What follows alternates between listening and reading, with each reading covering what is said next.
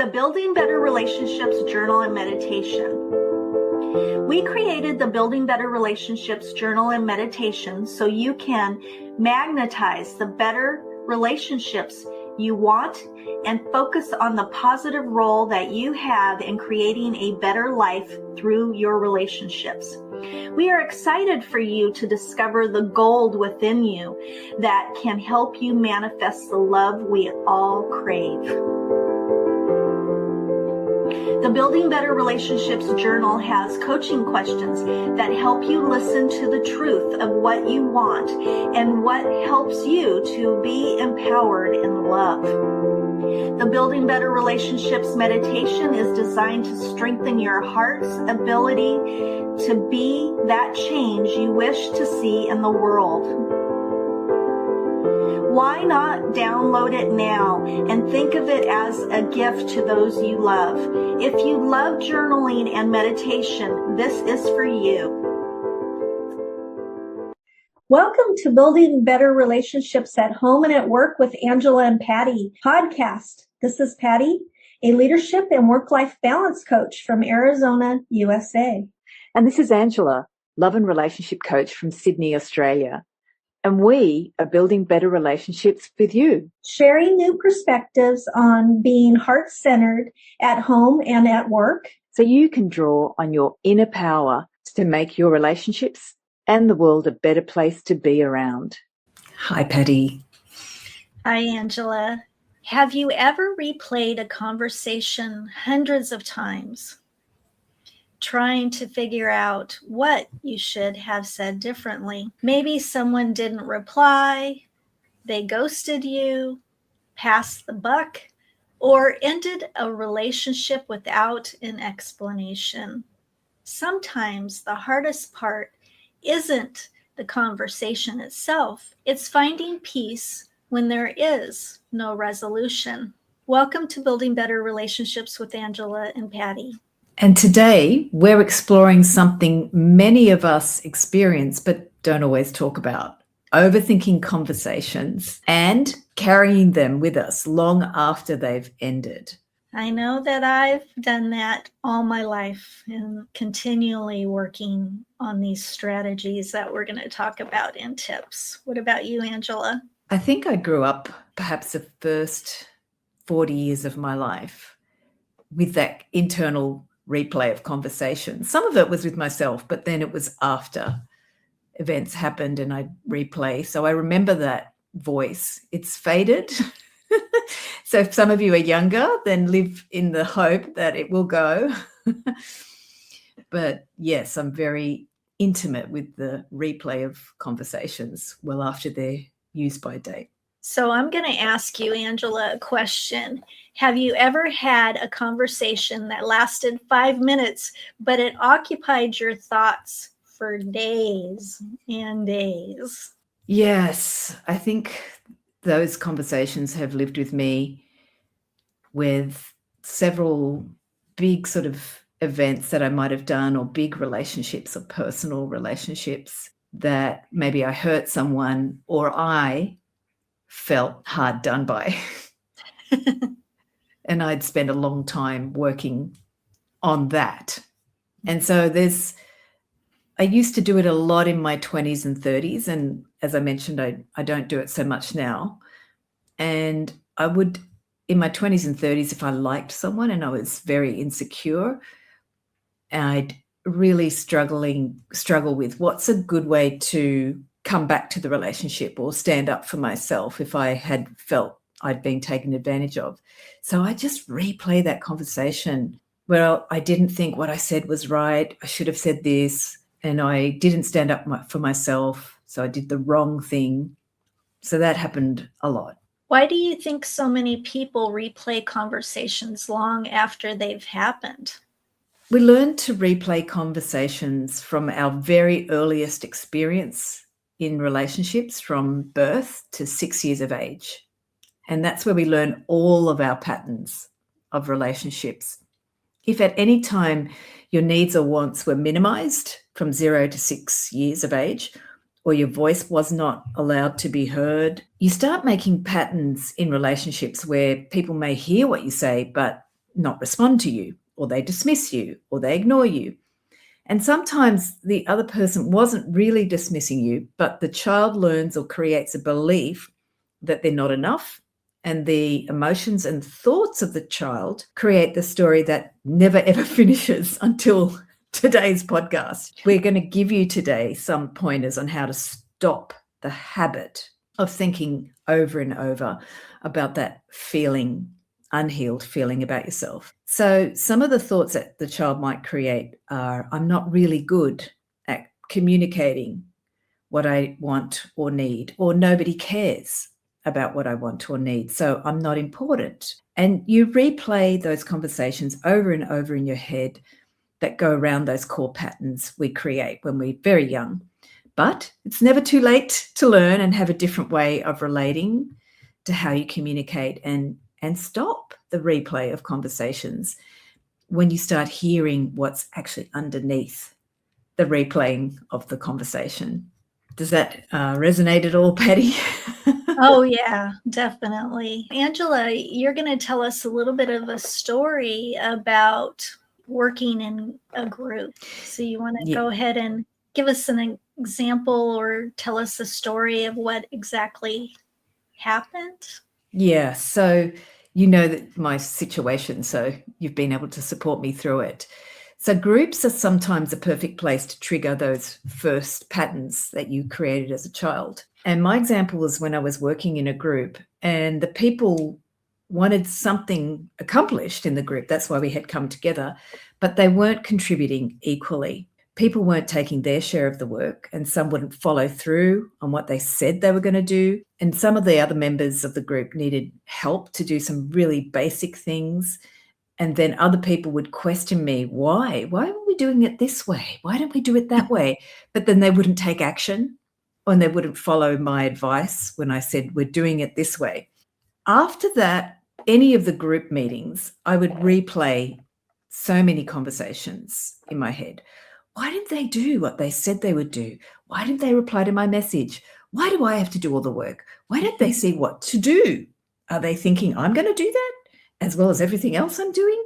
Why don't they help, especially when I ask them to help me? And so the frustration made me replay conversations over and over. And I started thinking about how to change the way I speak. Part of the conversation was me complaining a lot about them. Then I complain about myself. How can I communicate differently to get them to react differently? And the people were responding in so many different crazy ways that no matter what I did, it didn't work. So I started to question myself, how I was communicating. Was I communicating well enough? And then I'd question that they just didn't care about what I needed. So there was this lovely circuit that was created. They don't care about me. And that's when I got really upset. Mm-hmm. So that happens a lot in the workplace. Oh, I'm sorry, Angela. That does happen a lot in the workplace as well as in groups. Because groups are workplaces. Workplaces are groups. Yeah. So that's why I'm using a group example, because it might be a boss or a leader in the group that triggers you, but then when the whole group is in there, you can't get away because it's all coming at you from all different angles.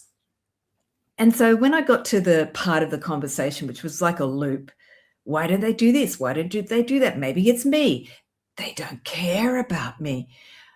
I was so hurt, and I really felt they didn't care. And no one cares about me and my needs. And finally, I got to the lesson. I ended up seeing after a long time that this was connected to my early childhood, where I felt no one really cared and no one had the time or the energy. I had very busy family, busy parents, people distracted around me. I was the youngest child. So they didn't have the time to care about my needs or look out for me. Final realization, the end of that group, because each group I've had, Patti, gives different lessons, but this group I learned one pattern of mine was I'm consistently giving more than was healthy for me.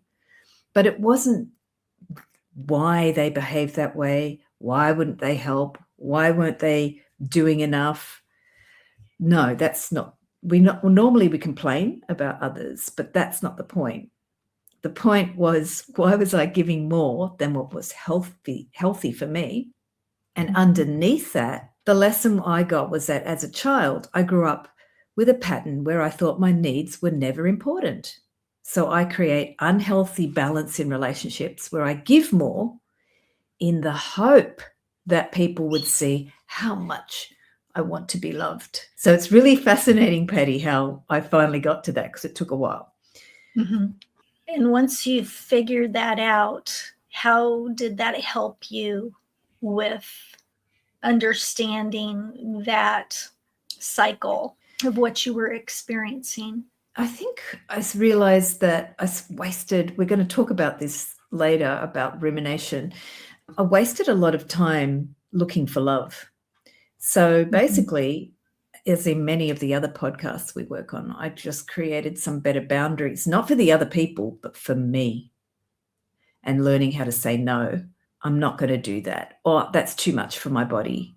I don't have to do that to get somebody to like me. So it was more communicating the boundaries to myself that I realized, oh, I don't have to be that way. Finally, when I saw it was my younger self that needed to be loved. So I started looking after myself, which, being older, I think that's easier to do. When you're younger, you're still looking for people's approval or agreement with the way you see the world. So I don't expect people to agree with the way I see the world as well. And it's still an ongoing process too, about making sure my body's in balance and healthy in the way that I do my exchanges. So it's an ongoing lesson, but it was a very big one. That's why it was so annoying. The group was more annoying because the lesson was more necessary to make sure my body was in balance. And did you feel that it seemed like in every group that you belonged to or went to, the same patterns were happening until you had the realization of what was happening and why it was happening? To a degree, but I've also had other groups where I've been very supported. But this group was a very special group because they were so scattered and the lesson was so annoying. I had to go deeper. And that's the benefit of the annoying circumstances that replay those annoying thoughts. There's something big there for you. There's some genuine, beautiful lesson there. But like me, you might spend a lot of time complaining about the other people and getting to the nobody cares about me. But it might take a long time to get there. But there's that, the more annoying, I'm convinced, the better the lesson is for you. It'll just be a bit more painful than other groups. We're going to look at how we can look at ways to look at these conversations that replay. And Patti, you brought to me a really interesting way of looking at the conversations through different lenses. Can you look at it through reflection versus rumination? And I'm a ruminator. My mum was, so I got the same habit.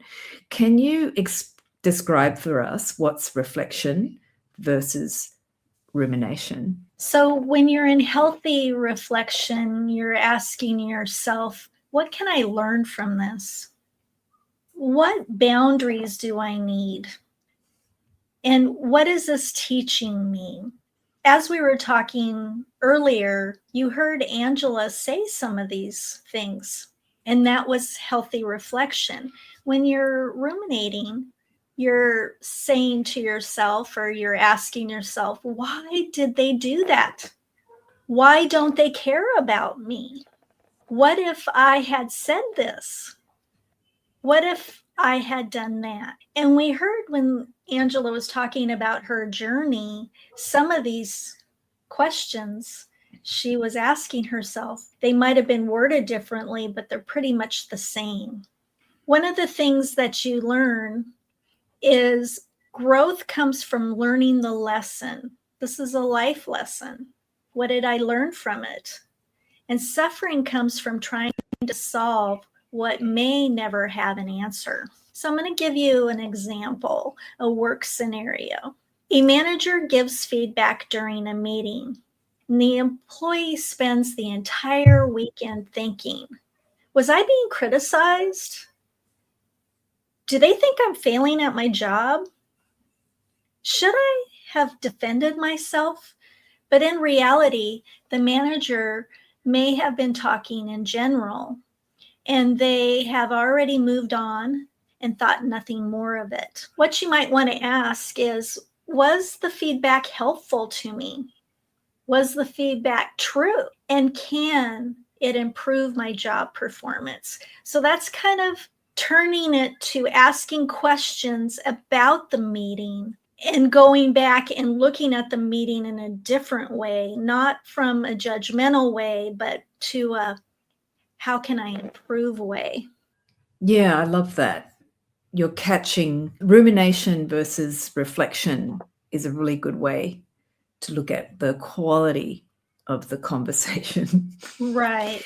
Putting it in a more spin on what am I learning from this conversation, and not, oh, am I being criticized from the conversation? Great. I love that. So now we're going to call out one of the classic loops of the replay conversations, the should have loop. And can you describe that loop for us? What happens after a difficult interaction too? Because that's when I have it. So you're constantly thinking about what happened in the conversation, and you go into the, I should have said this, I shouldn't have said this, I was too harsh, I was too quiet, I should have explained better. All of those things you're going into shoulda, shoulda, shoulda, shoulda, and I didn't do that. And you're replaying the situation over and over again. And a great discussion question for everyone: have you ever replayed a conversation so many times that you started rewriting the situation or the history of it? You started making things in your mind that really truly didn't happen, but you've been replaying it for so long that it starts to kind of warp a little bit. How many out there have done that? The replay doesn't change what happened. It only drains your energy in the presence, getting yourself out of the loop. And one of the things that I do to get myself out of the loop is I'll say the words clear, clear, clear, clear, clear, clear, until it's not there anymore. I just keep saying it over and over in my mind.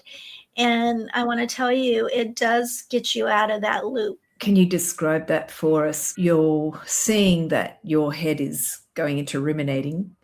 Yeah, I'm going into that loop and I'm ruminating really bad. And I know that I need to get out of this because it's not helping me. It's actually making me more anxious. I'll start saying in my mind, clear, clear, clear, clear, clear, or affirmations or breathing to get me out of that headspace. Because if I stay in that headspace, it's just going to keep revolving and turning and stuff. So I found that if I do those simple things, it removes me out of there. I do a similar thing when I notice a lot of thoughts. I ask to release the energy and I imagine and breathe it down the body. That's one of the strategies I use from dance and movement so many times. I just ask to release it down my body. That's really interesting. So we're going to move to some other strategies to stop the mental replay.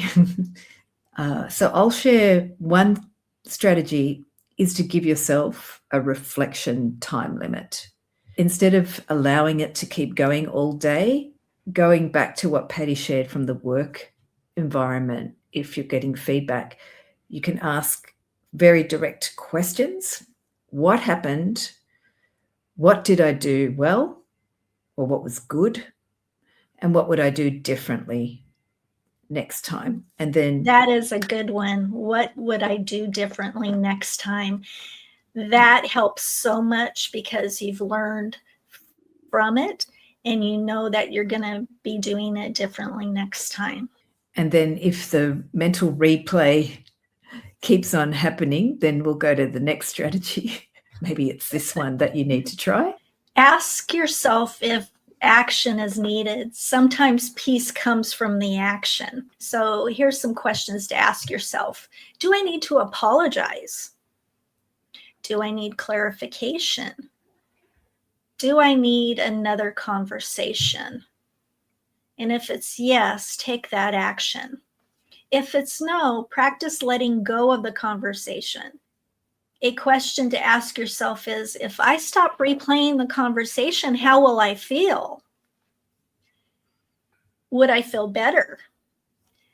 Better sleep, more peace, more confidence, greater focus, more energy for what truly matters.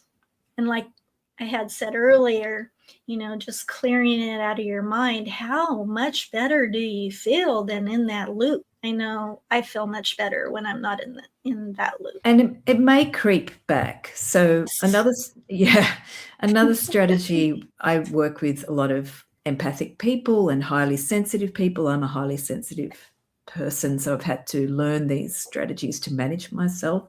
So if the loop creeps back, it's not a big deal. It's just how your nervous system recycles fears. This strategy is for those of us who also pick up a lot of other people. Sometimes, like Patti, we're going to talk later about that thing I mentioned where you feel like people don't care. That's a classic sign of a oversensitive person or highly sensitive. They are different. I know people who are highly sensitive but not oversensitive. They're highly sensitive because they pick up. Oversensitive means you're just too triggered by certain things. Or empathic can mean that you feel others as well as being overly sensitive or highly sensitive. And so there's an interesting part in this, Patti, where we're over responsible as well. We've got another podcast about taking on too much other people's emotions or reactions, things that maybe people don't understand. They make mistakes they don't understand. Empathic and oversensitives may replay other people's emotions or care about other people's emotions and needs. For those people who are overcarers, you can be reminding yourself you can be compassionate or empathic without carrying the responsibility for others' emotions or everyone else's emotions in the room. And for those of you who are oversensitive, that's a practice. There's no other way to get around that. You're going to have to beat yourself up to practice and learn that one.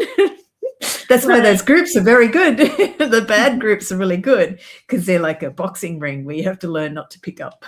And Angela's coached a lot of empaths. She knows those kind of tools to help the empath to be able to cope in that kind of environment. And many of us are very caring and thoughtful people. The challenge is that caring too much, like Angela said, you become over responsible of other people's emotions, other people's reactions, other people's misunderstandings, and you take it upon yourself. Yeah, Angela knows that, and she helps people with that kind of thing. You do too, Patti, because I can imagine as a leader, you have to learn how to not take on and take action.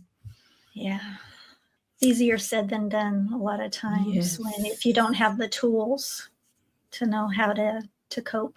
So this next segment, we're going to look at a common misperception or perception. I'm not sure if it's a misperception, but it's a common perception. Let's say, why am I giving more than I receive? So some of the one common belief I've found, and I think we were talking about this, Patti, is that when we're replaying conversations, we tend to think other people should do relationships the way we do relationships, which for me is a misperception because when you're a child, you grow up thinking, oh, my adult care people around me or the older people around me respond in this way, and we project what we think they are. We make up stories.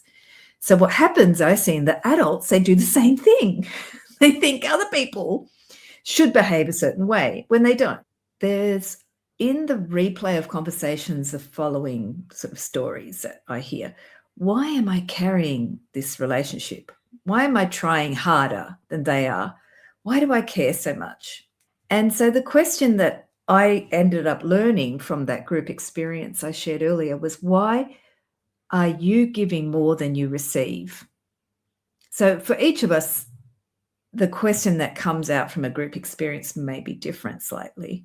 But for me, it was in that circumstance, why am I giving more than I receive? And this led me to the actual truth, or the reality is that not everyone approaches relationships the way I do.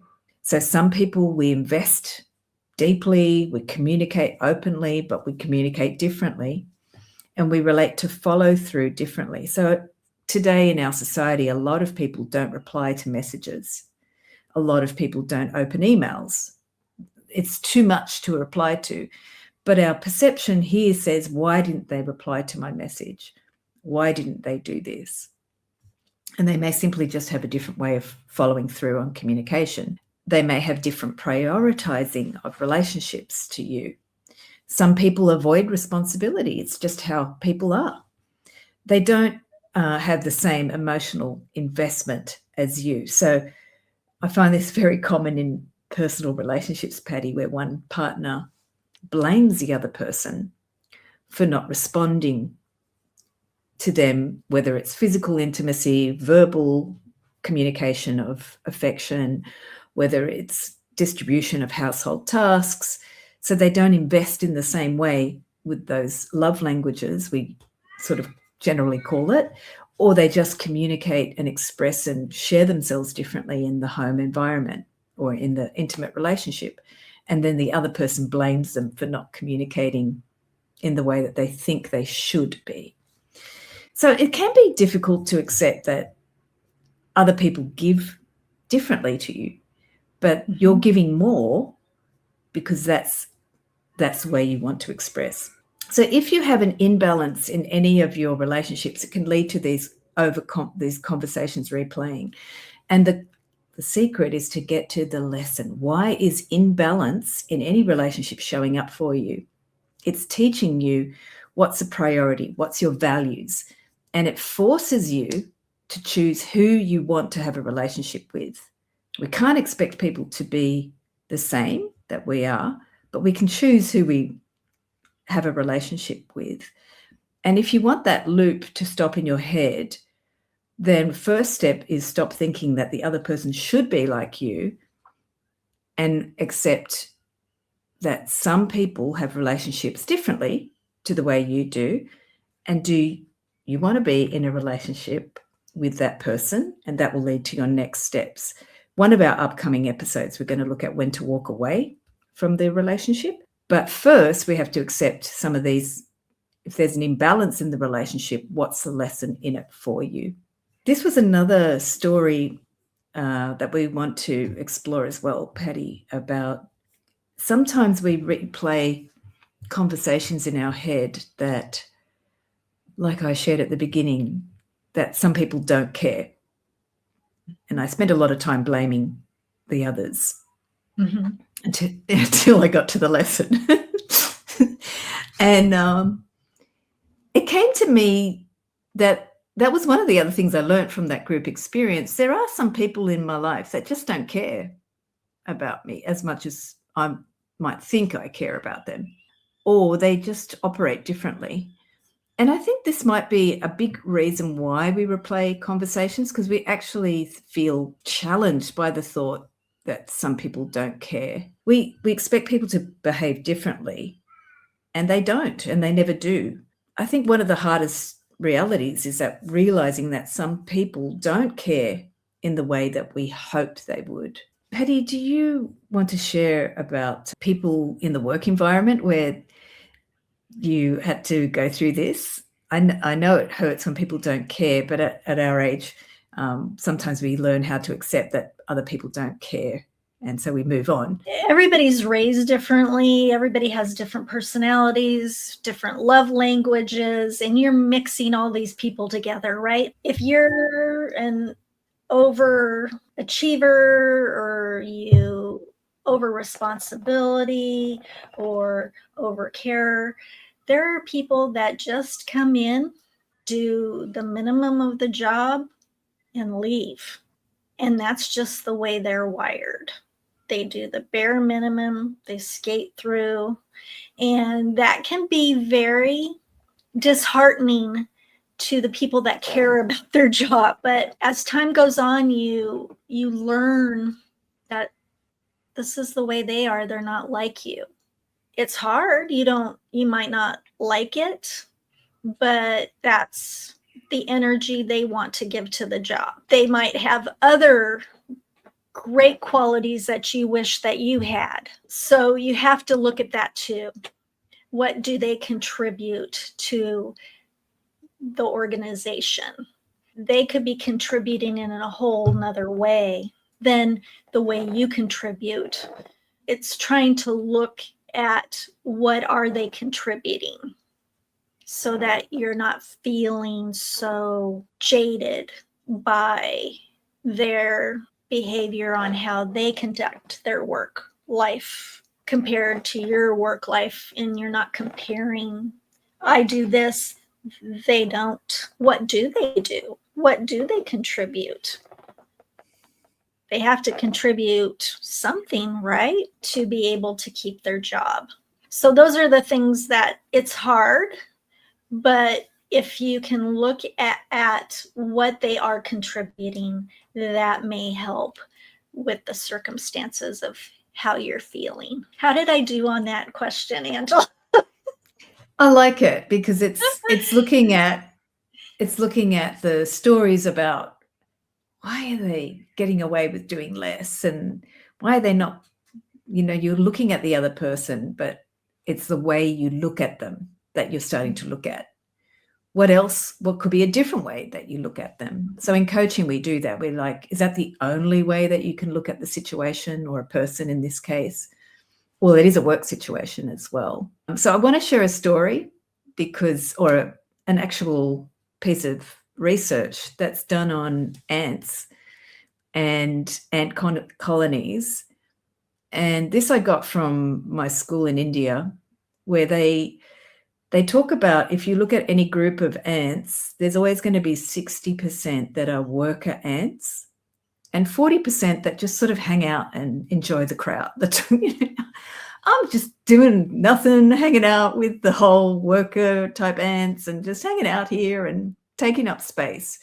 So in the colony, there'll be always 60% that are worker ants. And what they did is they took some of those worker ants and put it with another colony of ants. And the worker ants that were working ended up not becoming worker ants if there was more than 60%. So no matter what ants they took who were worker ants, if they put them into another colony where there was already 60% worker ants in ratio, they would become lazy or not worker ants, because the ratio of the people putting in the effort was 60% and 40% that put in less effort. And it was something about that ratio that the school in India was trying to get us to understand, that sometimes you think it's about you and the other person, but it's actually not. It's about this environment where there's something in the environment that's set up to make you upset. In a way, if we look at the human's perspective, ants don't care, because ants are just about getting the job done. So they only need 60% to do their active work, and the other 40% they are doing something else. So it reminded me of what you were sharing, Patti, that what is that person doing that just sits at the water fountain and just sort of hangs out and talks to people? And I know a lot of people, they get frustrated about the office drama and the gossip and things like that, but it's playing some other role that we don't really know. And maybe it's not really getting work done. Maybe it's doing something else in our work-life relationships. I don't know. But it definitely is triggering, because I talk to people where they get really triggered. And I know that that's important, that it's helping trigger up those unhealed hurts in the person for them to get understanding about. Whether they get the understanding is the question. So, yeah, it just made me think about the 60% ants that are always doing the work, and there's always 40% that are just cruising along. And they play a role as well. But what role, we don't know. I wanted to share about the thoughts around accepting people don't care, that sometimes there may be a lesson for you, if, like I had, when I had to go back to my early life.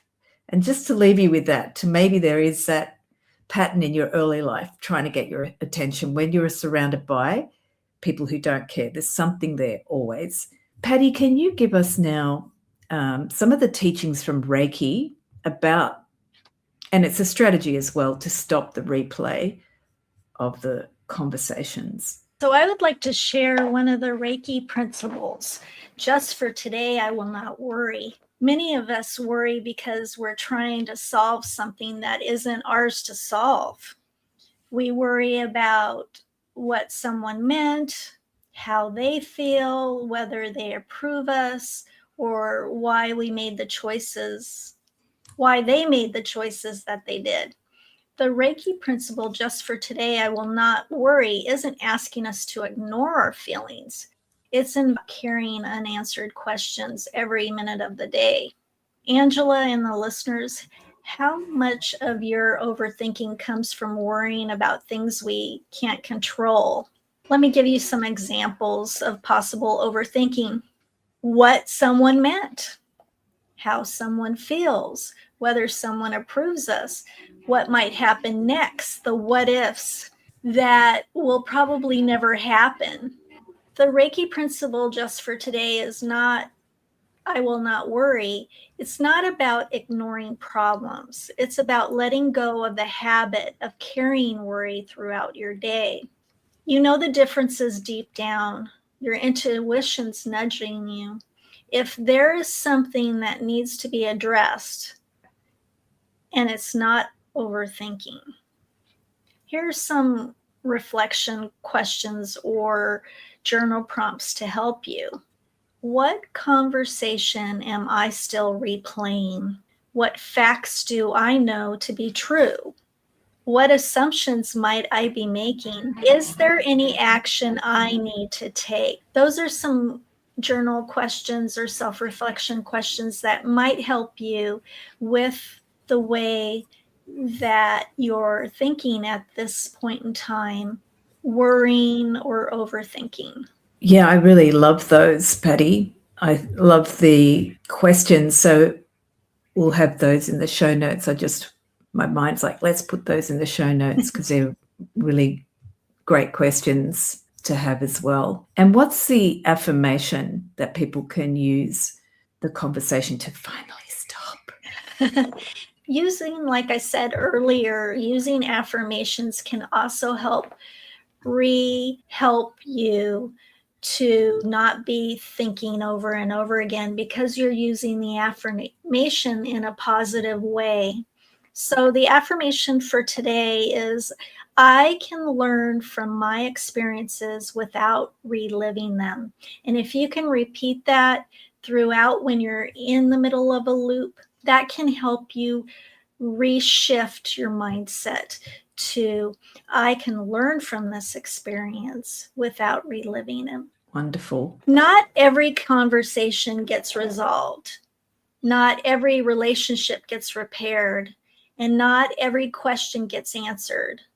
But peace is still possible. Sometimes peace comes from accepting what happened and learning what it taught us and trusting ourselves enough to move forward. And it's hard, I know, that I might not ever get the answer, but trusting yourself that you can move forward and being able to accept that you might not get the answer, it can help. Thanks, Patti. For today, we've got our other reflection. Every episode, we have an affirmation and a reflection question.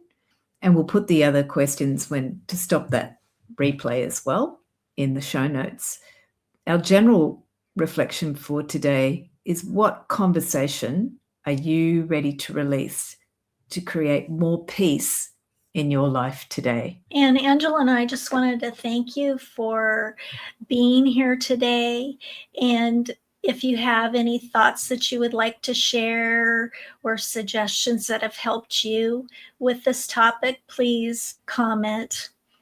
subscribe, and we have a Building Better Relationship journal and meditation. If you're interested in that, we'll have it in the show notes as well. It could be a really great way to reflect on what are those stories and those unfinished conversations or looping that goes around in the journal. And the meditation is to build that sense of your love, what you really want. So thank you, everyone. And thanks, Patti. And I look Thank forward you, to Angela. seeing you in the next one.